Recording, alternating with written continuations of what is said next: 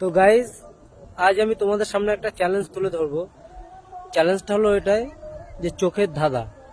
তো যারা আমার সাথে তালে তাল মিলিয়ে এটা করতে পারবে, বিশেষ করে যারা ডুয়েট করবে, তাদেরকে একটাই অনুরোধ রইল ভিডিওটা শেয়ার করার।